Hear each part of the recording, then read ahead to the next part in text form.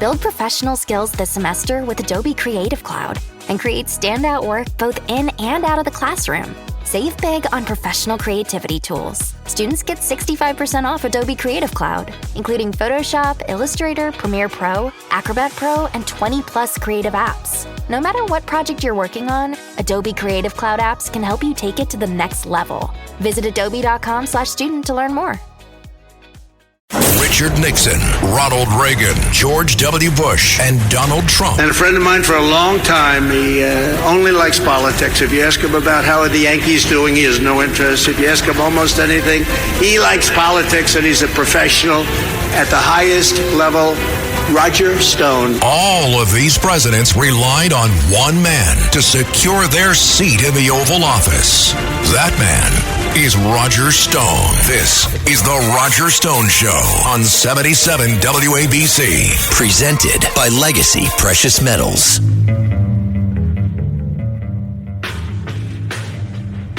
This is Roger Stone, and we're back with The Roger Stone Show. This coming Tuesday, January 9th, is the 111th birthday of our 37th president, Richard Nixon, born in 1913. And we're going to kick off this segment with a little musical interlude.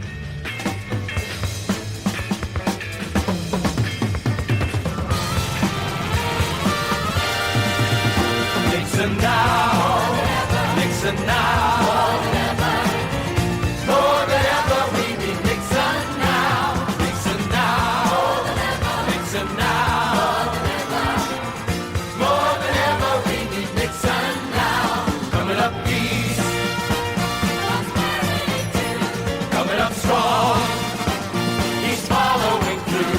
Nixon now, Nixon now.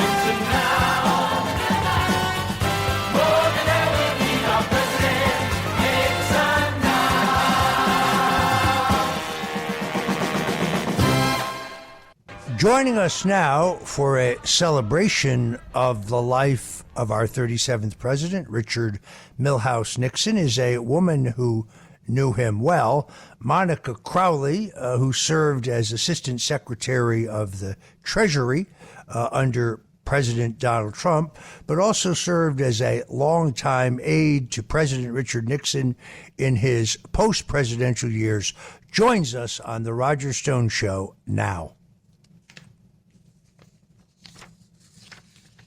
Monica, welcome to The Roger Stone Show. Thank you so much for having me on this very special occasion. As we have said, talking about Richard Nixon, it's my favorite subject ever. So thank you for giving me the opportunity. The people always say to me, tell me something about Richard Nixon that I didn't know. Okay, here's one. Richard Nixon played the piano, the violin, the accordion, the saxophone, and the clarinet, yet he had had no musical training and he couldn't read music. Most people don't know that. Yeah, he did it all by ear, and he was self-taught. With so many things, Richard Nixon was self-taught. You know, he was a true intellectual. He was a brilliant, brilliant man, but he was a true intellectual, and he used to joke to me, Roger, he's like, well, don't tell too many people that because it'll kill my political appeal. But he truly was an intellectual, and that extended to all areas of the arts and music. He had a great appreciation for art, and the musical piece was a really important one that he didn't show to a lot of people. Once in a while, he'd sit at a piano at an event and play, and it would always blow people away because they had no idea. I just want to share with you a really special story regarding this issue about Nixon's innate musical abilities. So there was a period of time in the early to mid-1990s when I was working with him during the last years of his life when I became sick with mononucleosis. And so I was confined to my house for, 7 or 10 days. And I was in central New Jersey. President Nixon's office and his residence was in northern New Jersey. So he decided after day 5 or 6, when I was no longer contagious but still very fatigued, he said, you know what, Monica, I'm going to grab my driver and I'm going to drive down and visit you. And I said, Mr. President, that is completely unnecessary. And he said, no, I want to do it. I want to do it. And it was at a period of time, Roger, as you will recall, for the final 20 years of his life, he continued to wage these Watergate battles. He had, and it's very reminiscent of what we're experiencing now with President Trump. They exercised a lot of lawfare against Richard Nixon related to Watergate, and it lasted literally until the day he died. And he kept losing case after case because of these corrupt judges, and we started to see a corrupt legal system, as we are now really seeing with President Trump. But on the day he came to visit me at my home in central New Jersey, he happened to win one of the cases, and it was a really big case, Roger. It was a case that he had been fighting for, again, about 20 years at that point, and it was with regard to the fact that the government had impounded his personal papers and a lot of the presidential papers as part of their Watergate investigation. So Nixon countersued the U.S. government to say, wait a minute, these papers were my personal property, and the government has withheld them from me for 20 years. He won that case, and the ruling came down in his favor, where the government had to provide him restitution for holding on to his personal property for 20 years. So he got a judgment of, as I recall, several $1 million. And he got the news while he was in my home. And he said, Monica, we've got to celebrate. And he walked over to my family piano, Roger, and he sat down and he played Happy Days Are Here Again. And he asked me to sing the lyrics along with him as he played. That is such a beautiful memory for me, and I'm so happy to be able to share it with you and this audience today. One of the other things people didn't know about him is that he had a great wine cellar there in Saddle River. He had great knowledge and appreciation for great wine. I remember on one occasion, I had put together a number of private meetings for him. He wanted to meet with younger reporters who had not been around to cover Watergate in these off-the-record dinners in which he talked mostly about foreign policy. But on one occasion, he asked me to bring Margaret Tutwiler, who was the chief deputy to Secretary of State James A. Baker, to dinner. And he asked me several times about the exact right wine. Ultimately, he chose a very rare and very expensive wine. And before dinner, he gave a long dissertation about the history of this particular wine. Now, the president, by his own admission, was not a heavy drinker. And I found that he was never an individual who was retrospective. As he himself once said, always look forward, never look back. And therefore, in the many hours I spent with him, I had a hard time getting him to talk about some of the incredible historic events to which he had been a party. Very hard to get him to talk about John Kennedy or Dwight Eisenhower or Joe McCarthy or the 1960 debate or being attacked by communist mobs in Venezuela. Except, however, after he had a cocktail or two. Then he would become loquacious, and you would learn so much about history. He was particularly proud of his martini-making skills. He referred to them as silver bullets. So when you would get to 6 o'clock, either in his home on the Upper East Side of New York or later in his home in Saddle River, New Jersey, he would say to you, "Hey, do you feel like a silver bullet?" And I said, "Certainly, Mr. President." And here was his recipe. He took a jar of olives, he drained it, he filled it with water, he placed the cap, he shook it vigorously, he drained the water. Then he filled it with dry vermouth, and he had put it in the refrigerator. Thinking ahead, as Nixon always did, he chilled a couple of martini glasses. They were already in the freezer. Splash them with water and throw them in the freezer. Then he took a silver cocktail shaker. And he said, "Now this is very important. It must be a mixture of both cubed and cracked ice." In this case, we were drinking vodka, although generally speaking, he preferred gin. He covered the ice in a high-quality vodka, and then he shook vigorously for what appeared to me to be a long time. Then he removed the glasses from the freezer, poured in this concoction from the cocktail shaker. I point out, by the way, that so far he had added no vermouth. And then he took the jar out of the refrigerator and dropped in 2 olives. Now, he pointed out to me, if there are not tiny shards of ice on the surface of the martini, well, he said, that means you effed it up. And it was superb. And I said, "Wow, Mr. President, that's a great martini recipe." And he said, "Yeah, I got it from Winston Churchill." Oh, I love that story. You know, I am not a big drinker, and I've never been. And by the time I got to President Nixon, you are correct. He was never a big drinker, but he was a wine connoisseur, and he had a beautiful wine cellar. And by the time I got to him, he was in his mid to late 70s. And so he had, unfortunately, experienced the onset of a particular medical condition, and I can't recall what it is, Roger, but the doctors told him that it was genetic and that he could not have any more alcohol. And so he was really bummed out because he had this beautiful wine cellar and wasn't able to partake. So one day he brought me down to the wine cellar and he said, "It's really unfortunate, Monica, that I can't drink any of this beautiful wine because the collection was extraordinary, Roger. He had like bottles given to him by Charles de Gaulle." Right, that he had never drunk, and he said, "I'm not going to be able to drink any of this." And then he pulled out a bottle of 1913 Lafite Rothschild, and he pulled it out and he showed it to me.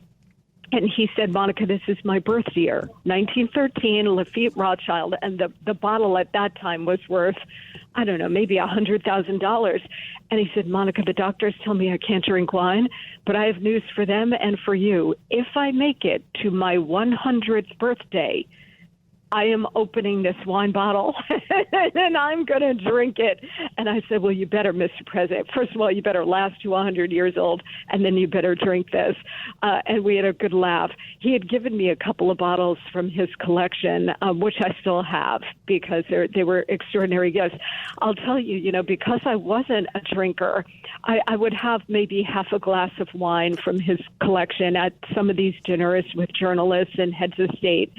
But when I would go over to the house on a regular afternoon to go over some things, he would say, after 5 o'clock, he would say, "Monica, I'm going to make you a gimlet."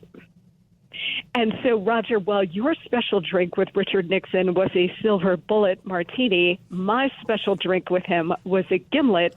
And as you say, he really enjoyed gin. So it was gin with lime, a spot of lime. And I guess he thought that was an appropriate girly drink for me. And I loved it. I loved it. And we used to share a gimlet together. Many people don't realize that in his post-presidential year, he remained in touch with world leaders that he had known in some cases since his vice presidency, but certainly during his presidency.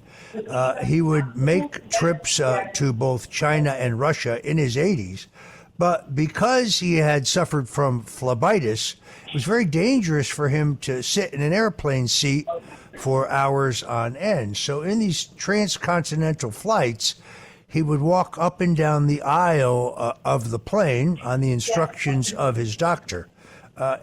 Recognize this is a man in his advanced 80s, but still committed to world peace. I endeavored very hard to get him a meeting with Bill Clinton. He wanted to meet with Clinton not for the status of it, because he thought that things he had learned in both China and Russia and his unique experience and outlook on what was happening in those nations and the relationship to the United States would be beneficial to the United States of America. He wanted to tell the chief executive. There were 3 meetings scheduled between Clinton and Nixon, and all 3 times at the last minute, those meetings would be canceled. Nixon privately blamed Hillary Clinton. She's a red hot, he used to say, which was a 1950s expression for those who were extreme liberals. And ultimately, not only did the meeting take place, but Nixon and Clinton really hit it off. They both came from poor backgrounds. They had both lost races for governor to make a comeback and be elected president, and they found common ground. Bill Clinton was also smart enough to know that if he received Richard Nixon and he received Richard Nixon's foreign policy advice, he was also buying himself immunity from any public criticism of his conduct of public affairs from, at that point, an esteemed former president. Recently, Monica, I'm sure you saw this, there was an article in Politico which talked about the fact that among younger conservatives, there is finally beginning to be some retrospective examination of the great accomplishments of Richard M. Nixon. The great tragedy of history is that when people like us who both revere and loved him say Nixon, people's response is, oh, Watergate. And there's so much more to the man. He negotiated a strategic arms limitation with the Soviets. He skillfully got the Chinese out of the Soviet orbit, brought them in out of the cold. But it was at a time that China was a backwards, dirt-poor, non-technical agrarian society. There was no way for Richard Nixon to know that 30 years later, the Bushes and the Clintons would give China most favored nation trading status, and in the case of Bill Clinton, that he would actually sell our most guarded military secrets, our missile targeting technology, to the Chinese in return for illegal campaign contributions. He also desegregated the American public schools. He did away with the military draft. He gave us the 18-year-old vote. He began and launched the war on cancer. He gave us federal revenue sharing so that your tax dollars were spent more effectively at the local level. And of course, we talked about this recently with the passing of Dr. Henry Kissinger. He unilaterally saved Israel from complete annihilation in the 1973 Yom Kippur War by airdropping $36 million worth of lethal aid to the Israelis who had their backs against the sea, were out of ammunition after a surprise attack by the Egyptians and the Syrians.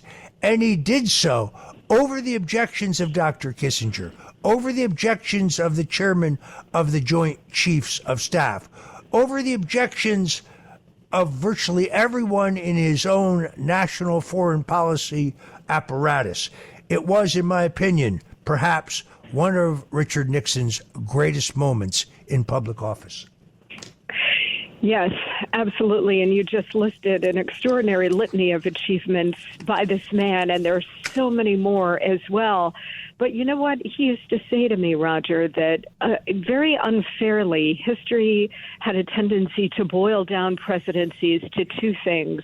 And of course, there's so much more. And we're talking about his presidency, but of course, he was vice president for 8 years under President Eisenhower. He served in the Senate. He served in the House. He had an extraordinary record of public service and tremendous achievements. You know, one of the things that that I always say when people ask me about President Nixon, they always say, what was he like?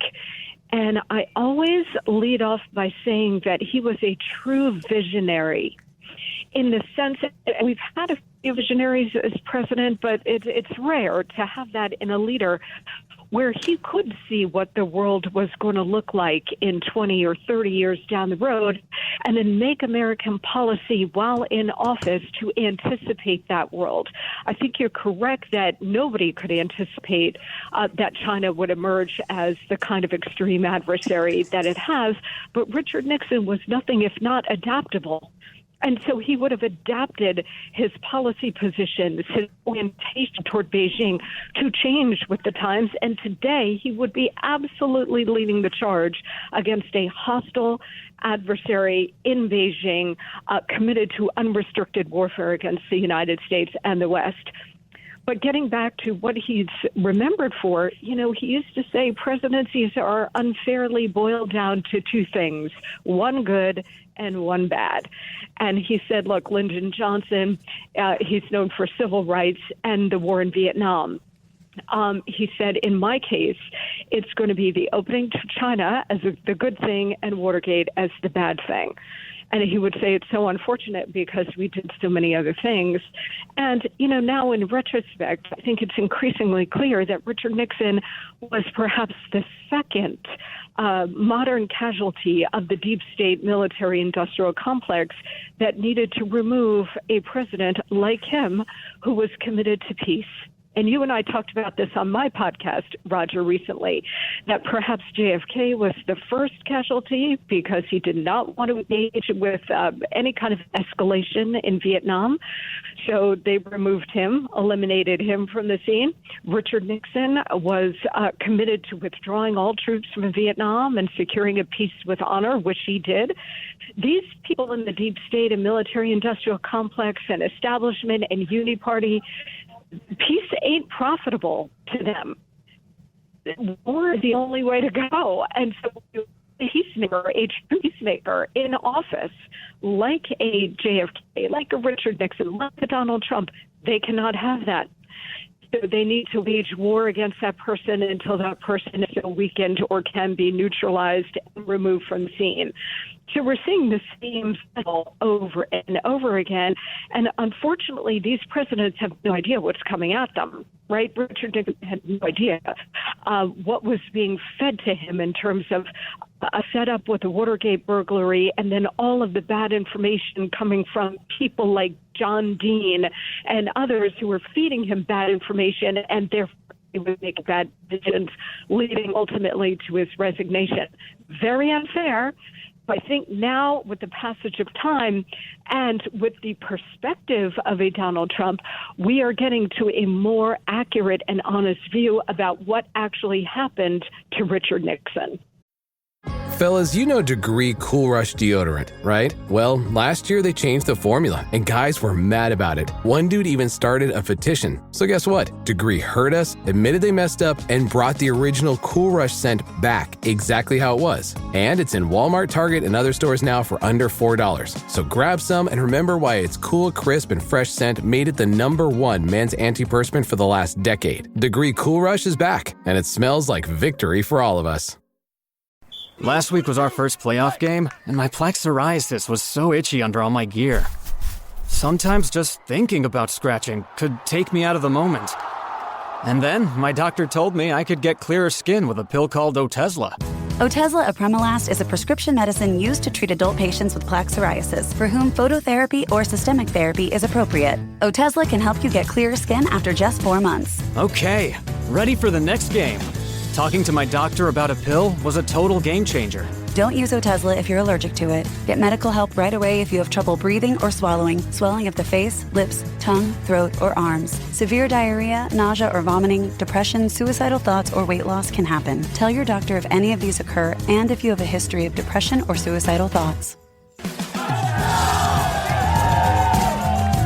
Live in the moment. Ask your doctor about Otezla. Call 1-844-4-OTEZLA or visit Otezla.com for prescribing info about cost, and more. This episode is brought to you by Progressive Insurance. Do you ever find yourself playing the budgeting game?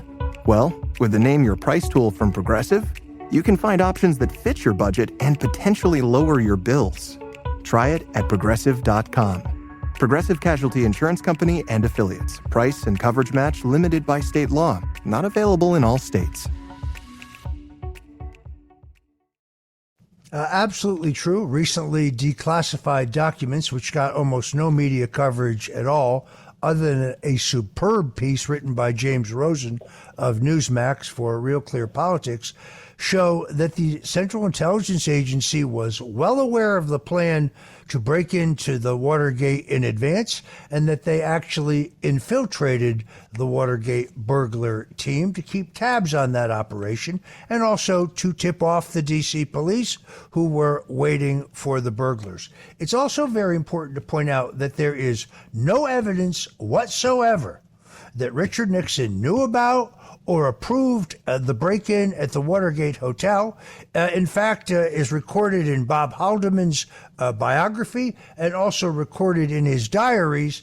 Nixon was shocked because there was no good reason, no political reason to break into the Watergate. He was leading in the polls in 49 states. He was on the cusp of winning the greatest presidential electoral victory in American history. And he was also savvy enough about American politics that he knew there was nothing of value, no information of value to be had at the Democratic National Committee. There's very little question. If you read Haldeman's diaries, Nixon was on the verge of reorganizing the national security apparatus. He was committed to taking power away from the Central Intelligence Agency and other unelected bureaucrats. He posed an existential threat to the military-industrial complex, the same people that I argue took down John F. Kennedy in a much bloodier fashion, removed Richard Nixon in a silent coup.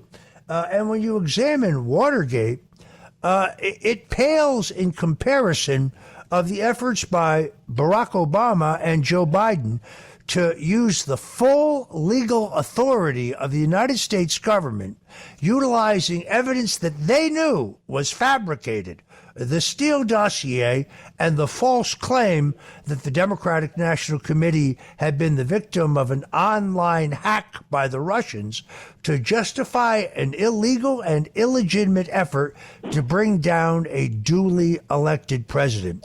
The same people who murdered President John F. Kennedy, the same institutions that took down Richard Nixon, the same folks who attempted to assassinate and then remove President Ronald Reagan in Iran-Contra, are the same institutional forces that ginned up the phony Russian collusion hoax and also ran 2 phony impeachments against Donald Trump.